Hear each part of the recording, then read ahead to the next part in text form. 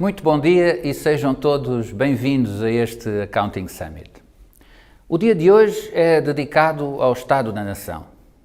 E nesse sentido, a minha intervenção irá, em primeiro lugar, focar-se na identificação do campo de jogo em que os profissionais da contabilidade se movem em Portugal. Por outras palavras, vou tentar oferecer-vos um raio-x do tecido empresarial português e também do setor da contabilidade. De acordo com o Instituto Nacional de Estatística, existem em Portugal 1.300.000 empresas, das quais 70% correspondem a empresas individuais e 30% a sociedades.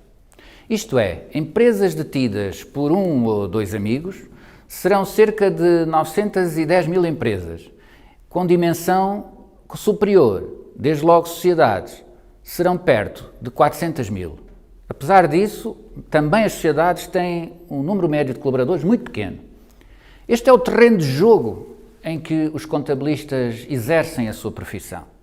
Este é o mercado que está, no fundo, à sua disposição e que, como tal, tem de ser bem compreendido. Uma parte dos contabilistas exercem a sua profissão em empresas prestadoras de serviços de contabilidade. Vou-lhes chamar escritórios de contabilidade, que serão cerca de 22.000 em Portugal. Outra parte em empresas e instituições de média e grande dimensão. O número de contabilistas a trabalhar em cada um deste tipo de empresas deverá ser sensivelmente idêntico. Bom, tenham eles ou não a responsabilidade de assinar as contas de uma ou mais empresas, todos são contabilistas. Assim tenham sido formados nesta área de conhecimento. Para se trabalhar em contabilidade, ser-se contabilista, não é necessário estar-se registado na respectiva ordem profissional, a não ser que se tenha que assinar as contas de uma empresa. Assim sendo, e à partida, 1.300.000 empresas precisam dos serviços de um ou mais contabilistas, mesmo aquelas que estejam sem atividade. Por outras palavras, os contabilistas em Portugal têm como mercado potencial de trabalho e de negócio 1.300.000 empresas. Há muitos poucos setores que têm um mercado desta dimensão à sua disposição. Em Portugal, para além do mais, têm sido criadas todos os anos perto de 40.000 novas sociedades. Mas porque também morrem perto de 23.000 todos os anos, a criação líquida de sociedades ronda as 18.000 empresas. Também não é nenhuma brincadeira. Estas empresas têm em média 1,8 colaboradores.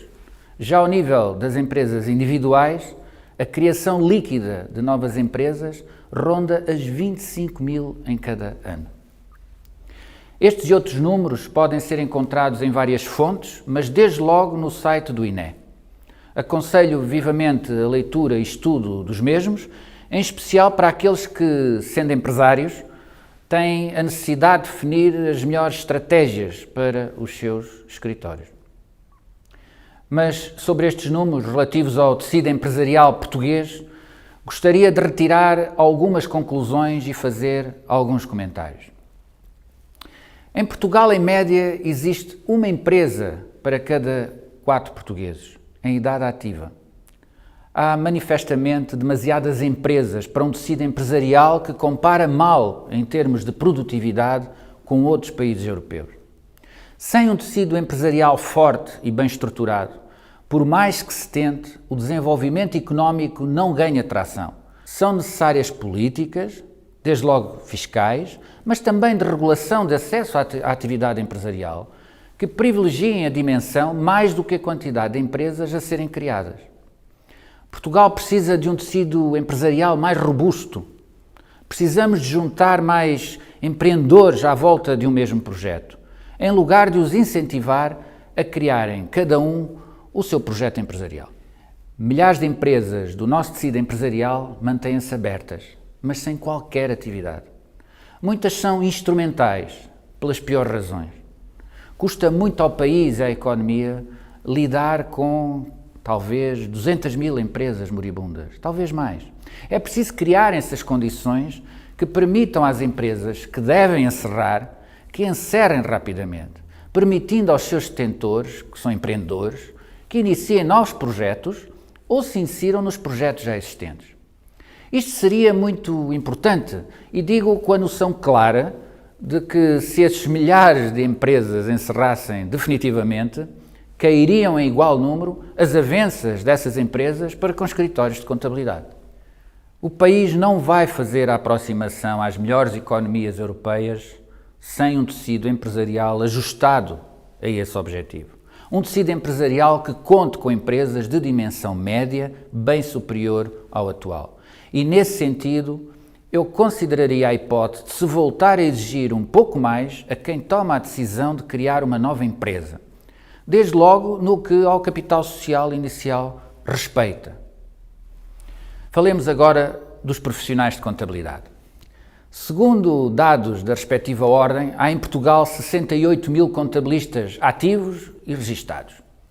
Isto é, temos um contabilista para cada 19 empresas, do conjunto de 1.300.000 empresas existentes. Não nos esqueçamos também que muitos contabilistas apoiam milhares de cidadãos na entrega das suas declarações de rendimento, por exemplo, neste mercado que tem vindo a desaparecer à medida que as declarações são automatizadas. E ainda bem que assim é. De acordo com os números publicados, os contabilistas são uma população envelhecida, em que apenas 3% dos profissionais têm até 30 anos e 37% têm 50 ou mais anos. E já agora, a título de curiosidade, é uma profissão onde nas últimas décadas passaram a prevalecer no seu exercício as mulheres em lugar dos homens. O facto de só cerca de 2.000 contabilistas num universo de 68 mil terem menos de 30 anos de idade e estarem registados é, a meu ver, a maior ameaça para que esta ou qualquer profissão. Por alguma razão, os jovens vêm-se afastando desta profissão. Deixo a nota e a reflexão para quem de direito. No entanto, às ordens profissionais em geral fica a sugestão no sentido de deixarem de complicar a vida a todos aqueles que, depois de terem terminado os seus estudos académicos, com currículos aprovados pelo Estado português, querem exercer a sua profissão e vêem-se perante a obrigatoriedade de validar novamente o conhecimento aprovado pelas academias e validado por um exame final da responsabilidade de uma ordem profissional. Não me parece aceitável esta forma de regular o acesso a uma profissão e o resultado está à vista. Foquemo-nos agora nos escritórios de contabilidade. Em Portugal existem cerca de 22.400 escritórios ativos e, em média, cada um deles tem um volume de negócios de 73.500 euros. Em França, reparem, poucos escritórios mais existem, cerca de 27 mil. E o volume de negócio médio é superior a 900 mil euros. Em Portugal, 36 mil pessoas trabalham em escritórios de contabilidade. Isto é, em média, 1,6 pessoas por escritório. E o volume de negócio gerado por estas pessoas é apenas de 45.500 euros. Em Espanha, cada trabalhador deste setor gera 109 mil euros de receita. E em França gera, imagina, 141 mil euros. Porque será que o setor serviços de contabilidade em Portugal compara, em média, tão mal com os seus congéneres europeus? Bom, preços baixos estão, regra geral, associados a um excesso de oferta relativamente à procura. Mas também podem estar associados a um mercado sem capacidade económica, em que o dinheiro não abunda, ou ainda a um mercado que não valoriza o serviço que contrata, na medida em que, por exemplo, contrata por obrigação e não por uma opção. Na minha opinião, em Portugal, os serviços de contabilidade não são valorizados do ponto de vista da receita que geram, porque a grande maioria das empresas só o adquire porque a isso é obrigado, pelo menos na fase inicial do processo que os liga a um escritório.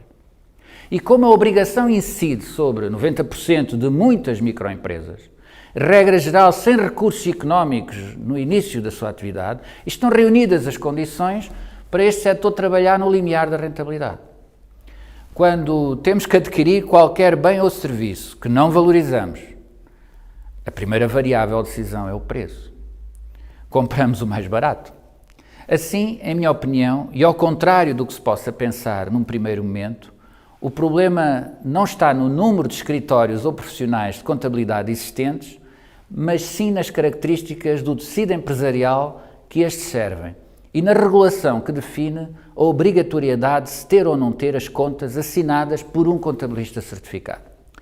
Há escritórios, não muitos, em Portugal, que estão ao nível dos seus congéneres europeus.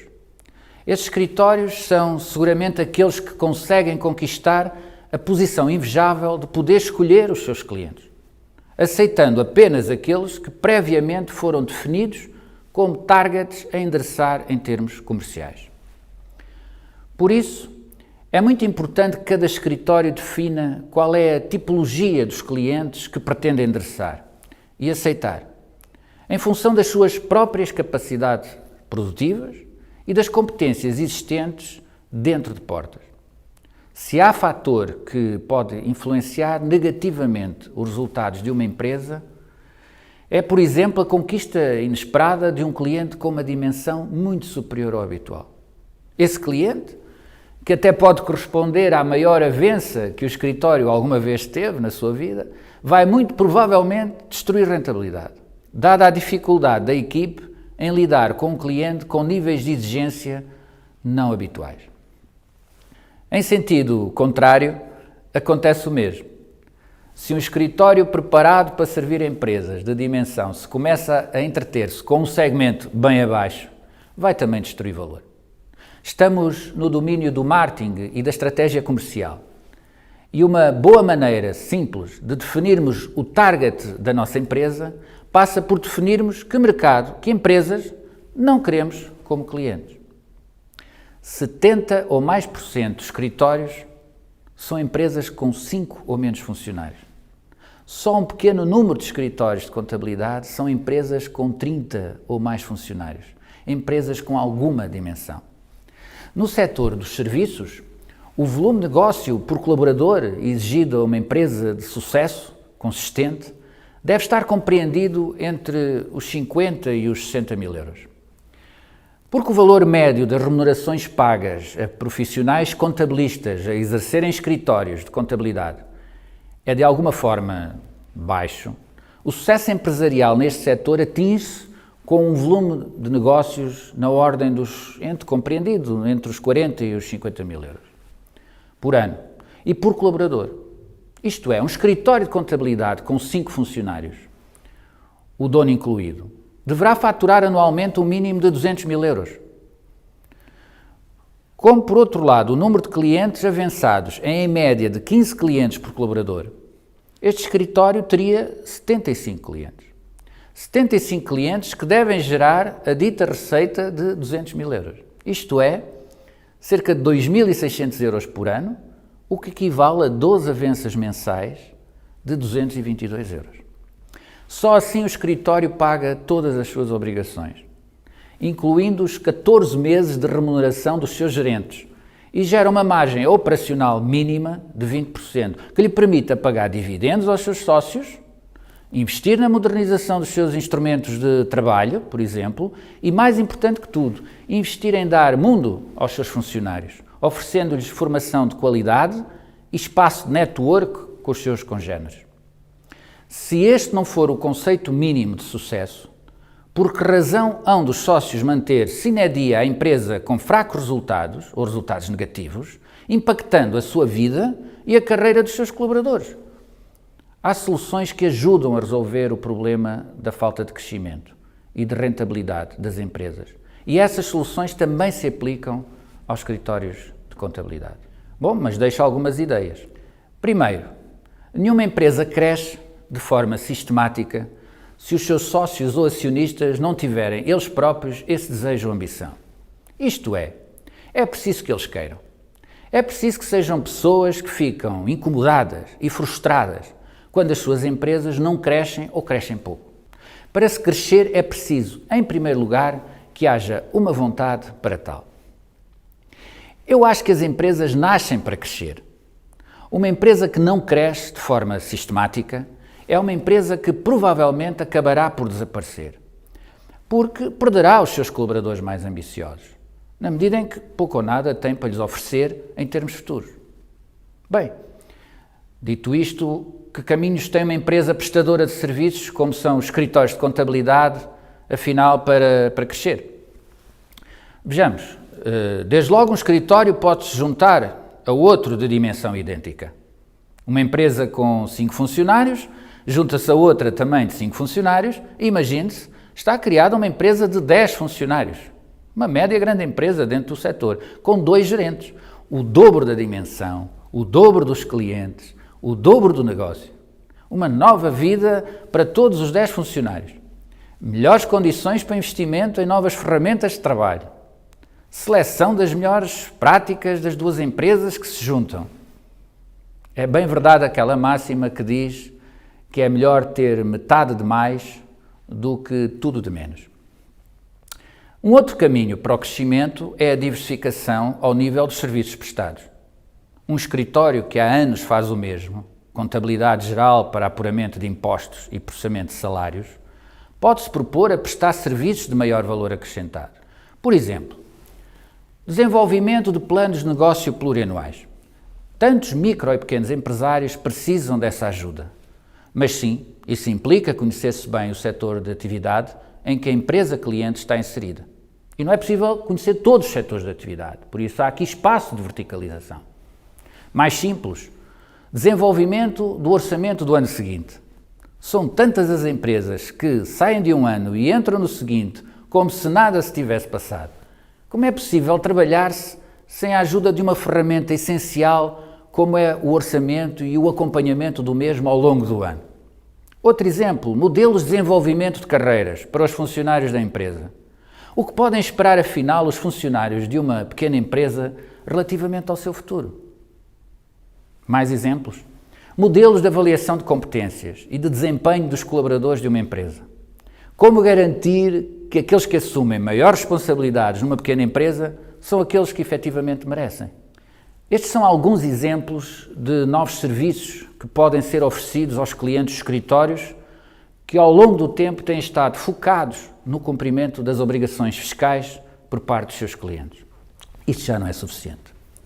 Podem até não ser empacotados como serviços autónomos, mas se estes temas passarem a fazer parte das conversas com os vossos clientes, mais facilmente os mesmos aceitarão pagar avanças de valor superior.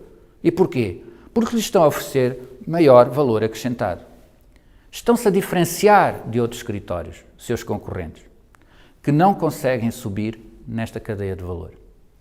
A carreira de um contabilista, e gostava de vos falar da carreira, como muitas outras, começa regra geral com um estágio, que pode ser feito num escritório ou numa empresa, com a contabilidade internalizada, neste caso. Este começo acaba, na verdade, por marcar a carreira destes profissionais. Na medida em que o espaço de crescimento no âmbito de um escritório de dimensão média, 5 a 10 funcionários, é isto que é uma dimensão média de um escritório, é mais limitado do que aquele que estará à disposição numa empresa com dimensão. Num banco, por exemplo, onde tantos contabilistas trabalham e onde a especialização em várias áreas acaba por ser melhor remunerada. Assim, quando olhamos para a carreira de contabilista em empresas de grande dimensão, podemos identificar funções que vão de assistente administrativo às de diretor financeiro, passando por assistente financeiro ou de tesouraria, analista de crédito, auditor interno, técnico de contabilidade, contabilista, chefe de contabilidade e até diretor financeiro. É mais difícil imaginar todos estes patamares de uma carreira numa empresa de pequena dimensão, como estão em regra situados os escritórios de contabilidade. No entanto, estes acabam por oferecer uma largura de banda de conhecimento aos seus colaboradores a que aqueles que trabalham em grandes organizações dificilmente têm acesso, na medida em que tendem a especializar-se em determinadas áreas, lá nas grandes empresas.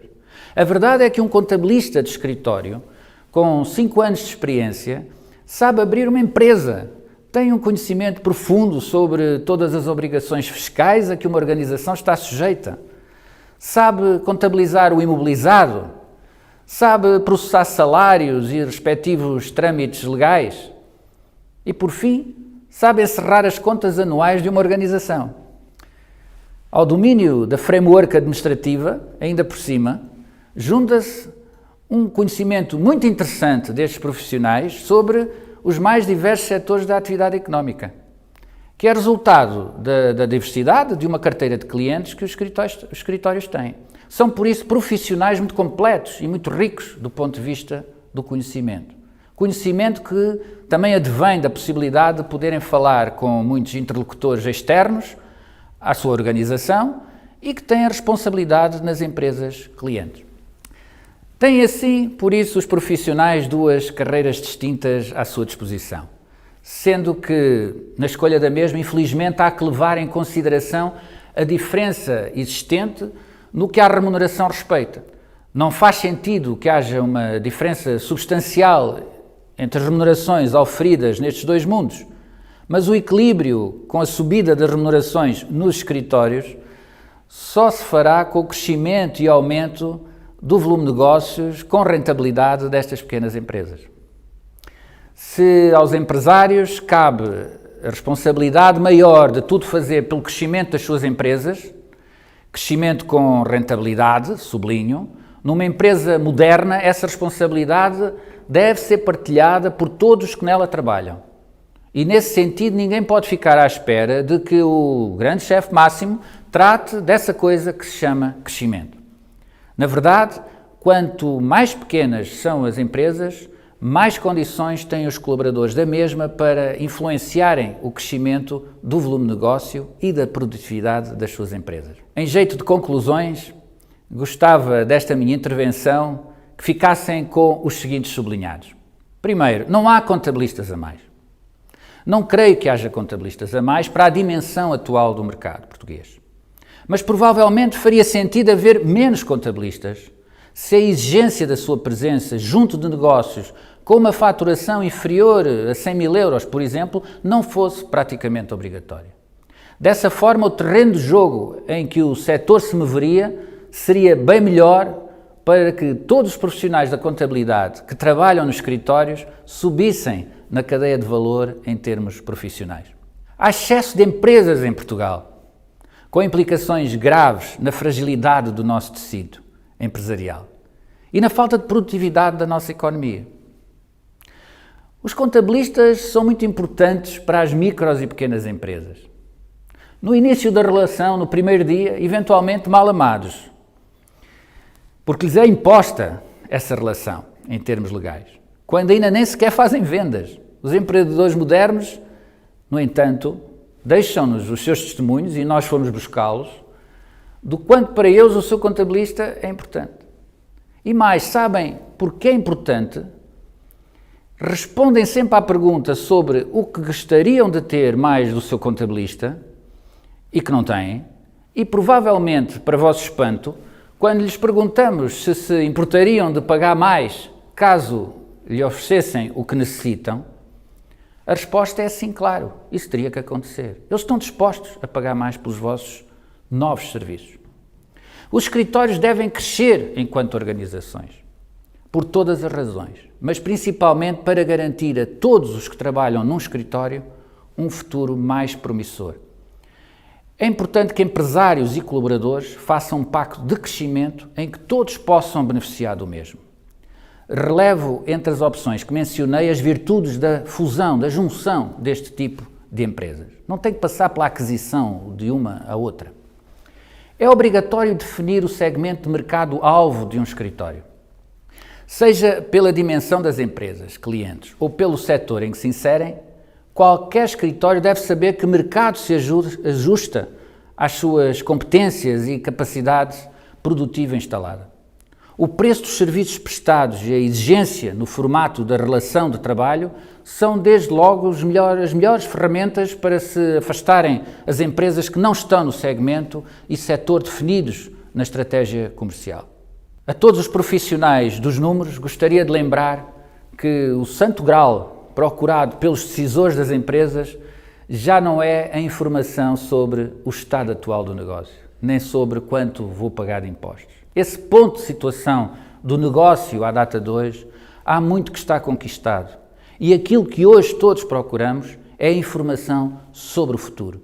Aquela bola de cristal que nos diz que no final do ano, no final dos próximos 3 anos, a empresa ou a unidade de negócio estarão nesta ou naquela situação.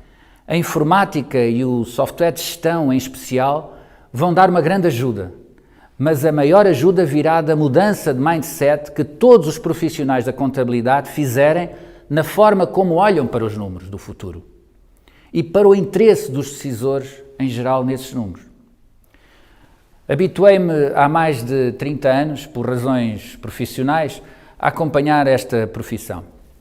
Por outro lado, em casa sempre tive 2 contabilistas, o meu pai e a minha mãe, hoje reformados, que me recordo bem, tinham como ferramentas de trabalho o lápis, uma borracha, a régua, uma registradora, com os seus rolos de papel.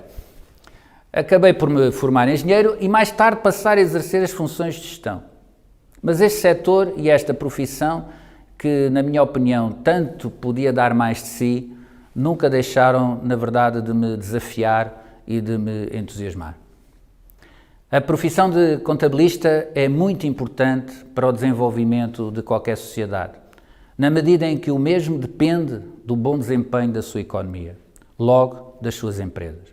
E os contabilistas fazem parte das condições necessárias para que esse bom desempenho seja uma realidade. Desejo a todos os profissionais da contabilidade os maiores sucessos profissionais e também pessoais. E uma palavra final: estejam descansados. A vossa profissão não acabará. As profissões não acabam, as profissões transformam-se. As profissões só acabam ou acabarão para aqueles profissionais que não se quiserem transformar. Por isso, vamos-nos todos pôr a jeito para nos transformarmos. Muito obrigado.